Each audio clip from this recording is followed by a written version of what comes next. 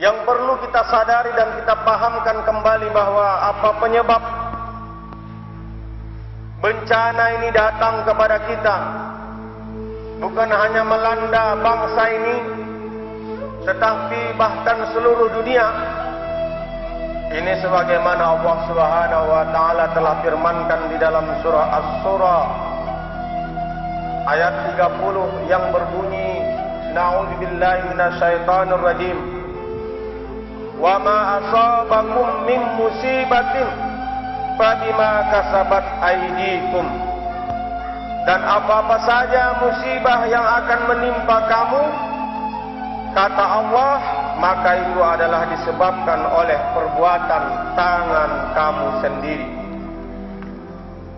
Musibah itu didatangkan oleh Allah karena sebab kita. Kesalahan yang kita lakukan, dosa yang kita lakukan. Bahkan dari sahabat Nabi yang mulia Ali bin Abi Thalib radhiyallahu anhu pernah mengatakan, ma nuzila bala'un illa bidzanbin wala rufi'a bala'un illa bitaubatin. Di dalam kitab Al-Jawabul Kafi halaman 87, Ali bin Abi Thalib radhiyallahu anhu pernah berkata, katanya, tidaklah musibah itu turun kecuali disebabkan karena dosa. Dan musibah itu tidak diangkat, bahkan tak dihilangkan oleh Allah, kecuali dengan kita bertaubat terhadap dosa-dosa itu. Berdasarkan dua dalil ini bahwa bencana dan musibah yang terjadi di negeri kita, bahkan bisa jadi di dunia ini, agar Allah Subhanahu wa taala menginginkan kita banyak-banyak istighfar, banyak-banyak bertaubat, banyak-banyak memperbaiki diri. Yuk kita tinggalkan semua kesalahan dan dosa-dosa kita, dan berhati-hatilah senantiasa dalam kehidupan ini. Kehati-hatian seorang mukmin di dalam kehidupan ini tak lain dan tak bukan adalah sifat takwa yang berbingkai dengan nilai-nilai keimanan.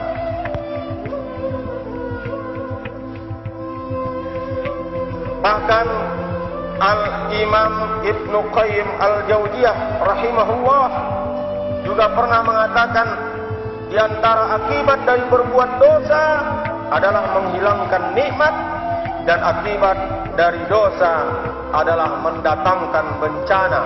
Itulah musibah. Ma'asyiral muslimin yang dirahmati oleh Allah Subhanahu wa taala. Kita tidak boleh terlalu takut berlebihan, karena ini sifat yang tidak baik. Karena Rasul pun berlindung kepada Allah dari sifat ini. Dibacanya pagi dan sore, Allahumma inni a'udzubika minal hammi wal hazan. Ya Allah, lindungi aku dari sifat gelisah, takut yang bersangatan, risau, wal hajan, dan sifat bersedih hati. Ini tidak boleh ada pada diri seorang mukmin. Waspada, itu yang harus kita lakukan. Bagaimana bentuk kewaspadaan kita? Ikutilah petunjuk-petunjuk ahli, terutama tentang nilai-nilai kesehatan, bagaimana kita menghindari musibah dan bahayanya. Rumus orang mukmin, takut kepada Allah, dekati Allah. Takut dengan bahaya makhluk yang ada di bumi, baik di langit maupun di bumi, hindari dan jauhi. Oleh karena itu, ma'asyiral muslimin, petunjuk pakar, petunjuk ahli, dan fatwa-fatwa ulama terhadap bagaimana kita mensikapi virus ini haruslah kita ikuti. Apalagi agama, di dalam sebuah hadis yang diriwayatkan oleh Bukhari dan Muslim, Rasulullah memerintahkan kita, yassiru wala tu'assiru. Buatlah yang mudah, jangan dipersulit. Tak bisa kita sholat berdiri, jangan paksakan. Duduk, tapi jangan tidak sholat. Tidak bisa duduk, jangan paksakan duduk. Silakan berbaring, tapi jangan sampai tidak sholat. Bahkan dalam hadis yang diriwayatkan Ibnu Majah, la dororo wa la diroro. Tidak boleh kita mendatangkan bahaya untuk diri kita, apalagi untuk orang lain. Maka fatwa ulama bagi orang yang sudah terkena virus corona, jangan paksakan dia datang berjemaah sholat ke masjid. Karena ini akan membahayakan dirinya dan juga membahayakan orang lain. Timbul pertanyaan, bagaimana orang yang sakit harusnya mendekatkan diri kepada Allah Subhanahu wa taala? Cara mendekatkan diri kita kepada Allah Subhanahu wa taala adalah pasti dengan cara berzikir kepada Allah. Bukankah Allah di dalam surah Ar-Ra'd ayat 28 telah berfirman, dan kita semua hafal ayat ini, alladzina amanu wa tatma'innu qulubuhum bi dzikrillah, ala bi dzikrillah tatma'innul qulub, yaitu orang-orang yang beriman dan hati mereka menjadi tentram. Tak ada rasa takut, tak ada rasa resah, tak ada gelisah, yang ada hanya waspada. Kenapa? Ala bizikrillah, karena mereka ingat Allah.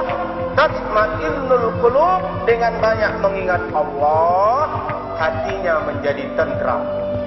Itu cara kita bagaimana menghindarkan gelisah, resah, takut yang bersangatan terhadap virus ini.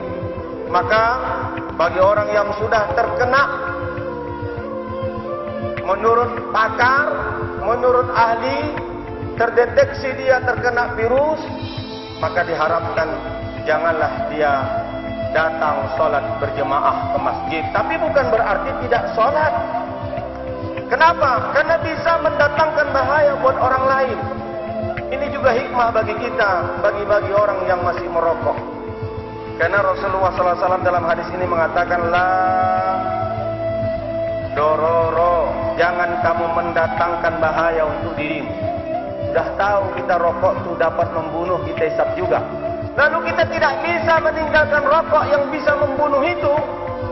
Tapi janganlah wala diroro, jangan transferkan asap itu kepada orang lain, kepada anak-anak kita, kepada istri kita, kepada tetangga kita. Ini yang dilarang oleh Rasulullah SAW. Yang perlu kita transferkan kepada orang lain kita adalah keimanan dan kesolehan kita, bukan bahaya-bahaya kita. Apalagi ini virus corona, lebih bahaya dari virus asap rokok.